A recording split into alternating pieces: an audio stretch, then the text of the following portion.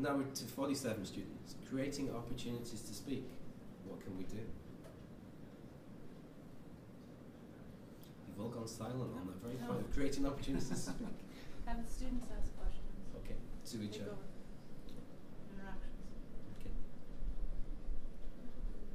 Timers, so there's good turn taking. Right, yes. Keep going, keep going. I like to pair them up and then change partners. Right. And I time them so that I'll stop.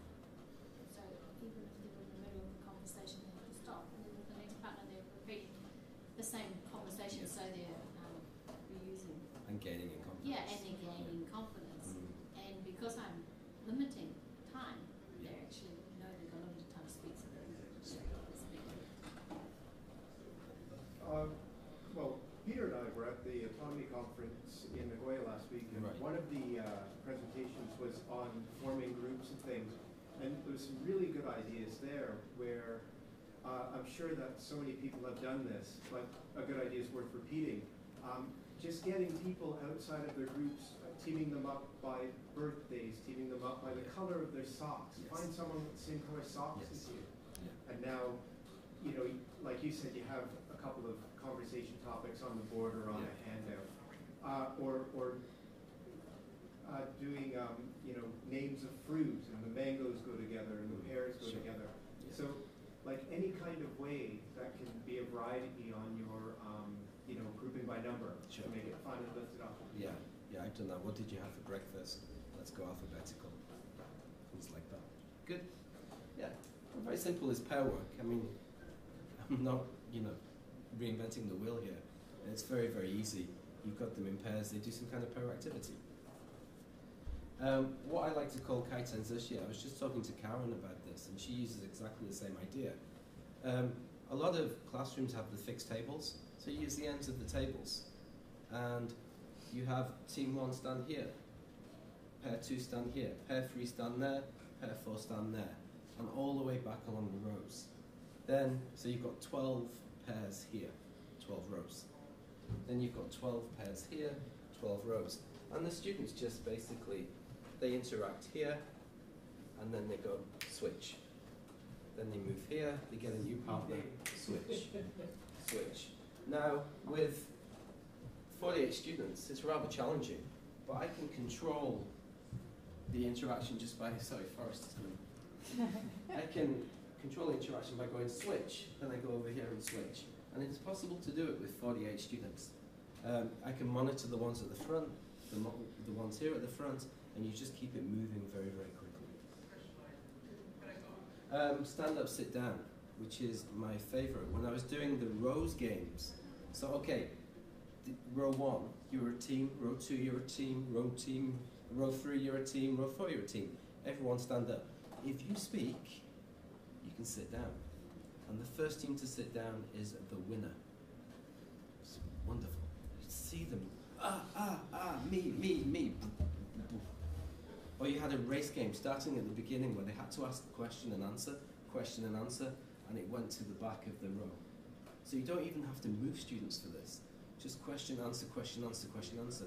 And when you get to the bottom, when you get to the back, you sit down. Stand up, sit down.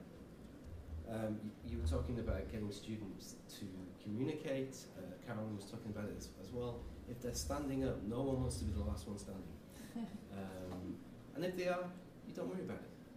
You don't make a big thing of it, you just go, sit down. So, this is what I had. I had the 3 questions about culture and culture shock. Would you like to live in another country? What would make you stress living in another country? How would you overcome culture shock? So they worked individually, thinking about these 3 questions and thinking about their answers. 50 students, again, for Ego Communication, so it's gone up by 3. 3 came back to class. Yes.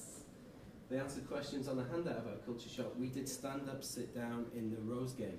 Basically, I got a microphone. I never use a microphone in the classroom, but for this exercise, I got a microphone, and I just went, okay, who wants to speak? Raise your hand. If you speak, you can sit down. Okay? Would you like to live in another country? No. No, okay. Forest, D. minus. Okay. And then to try and get them to answer these questions. So I just kept going one, question 2, question 3. Question 1, question 2, question 3. And slowly the students were sitting down. While they were presenting the microphone, I had a piece of paper and I was writing their answers down. Then, once all of the students had sat down, I've got a whole handout, scribbled nonetheless, but I've got a whole handout of their answers. I just get on the overhead camera and project it and go through all of the answers that the students have given. It worked a treat. Opportunities to speak. Everyone has the chance to get the microphone. If they get the microphone, they can sit down. And it's a row game. And so they're working in groups to try and be the first team to sit down.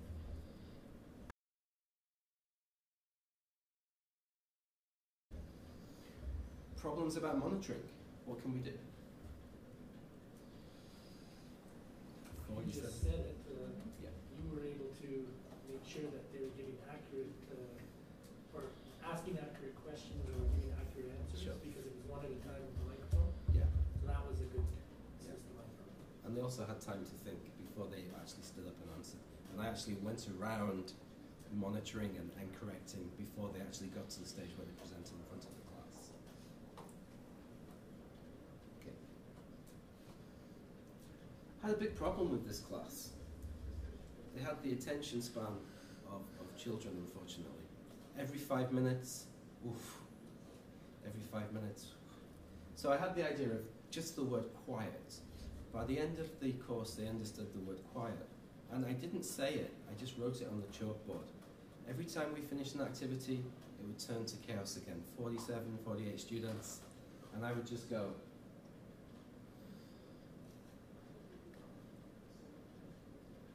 And I could wait all day.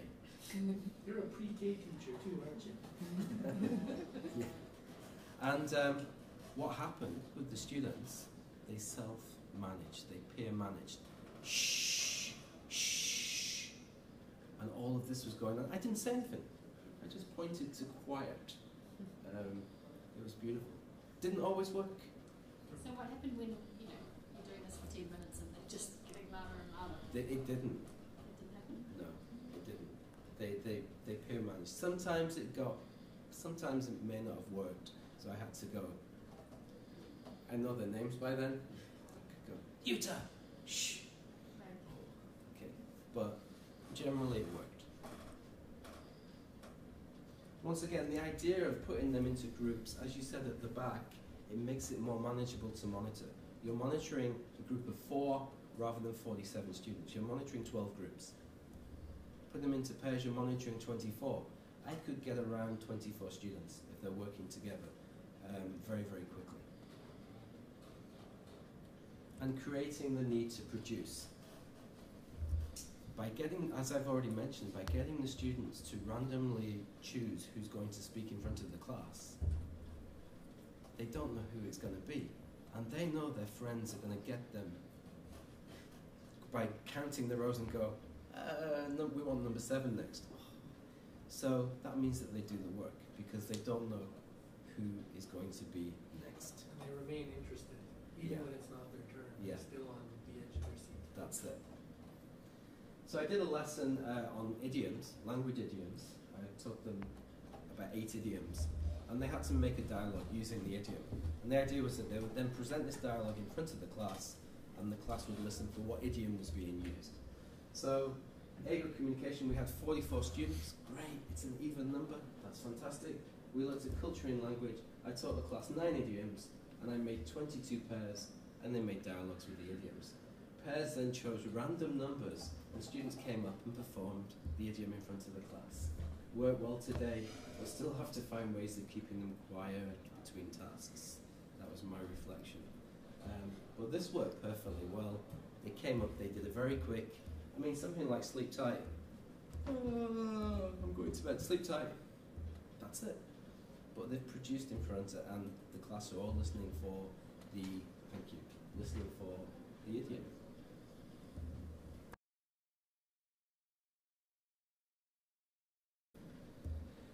Assessment.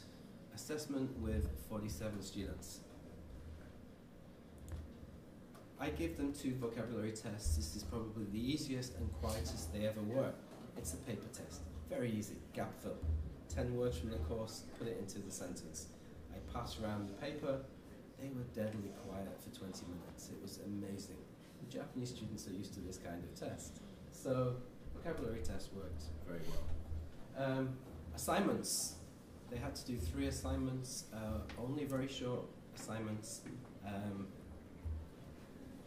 And this leads me to my most wanted list. The FBI have one, I have one too. And if you're on my most wanted list, I will find you. I will find you on campus and I will bug you until you hand in your work. I used to go to class 10 minutes early and I would make a most wanted list in the right hand corner of the chalkboard, and that reminds me who hasn't handed in assignment 1 or assignment 2. And as they come in, I just go, this is maybe the pre-K teacher, I just go, oh no, I'm on Andy's most wanted list. I have ways of finding students. I have students on Facebook. My best challenge, my best thing ever was, I had a student who was going to fail a course because he'd missed 4 classes. We have PlayStation buddies. We play online gaming. He opened up his PlayStation 3 to play a game. He had a message from me, come back to class. So the most wanted list works. And I have a very, very good memory. I know where to find you. I was teaching the same class on Friday. One of my students didn't come. I knew exactly where he would be at lunchtime. He was in the English lounge, of all places. So I just went in and I shot him. And all of the students went, you got shot by Andy. And he was going, sorry. Great, good fun. They come back to class. I do poster presentations at the end of the course. Now with 48 students, I thought, this isn't going to work. But I'm not going to change the way I teach just because the class is large. I'm going to give it a go. Poster presentations, they put them around. As you've been seeing at lunchtime, they present for 5 minutes and the audience switches. They present again, they're gaining confidence, they're repeating the material, the audience switches. So,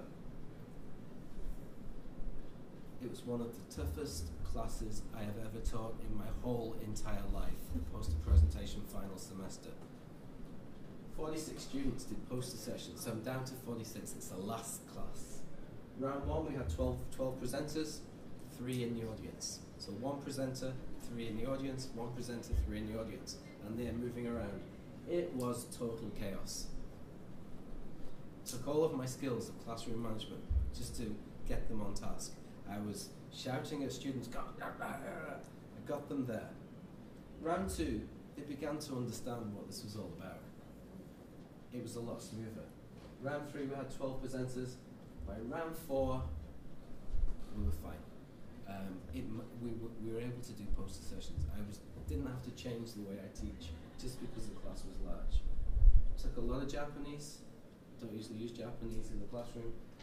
Took a lot of shouting, but we managed to do it. Students were able to present 6 times 12 presenters, so I could listen to 2 at once, 2 at once, 2 at once, 2 at once, 2 at once, and assess them, and they could give a presentation to the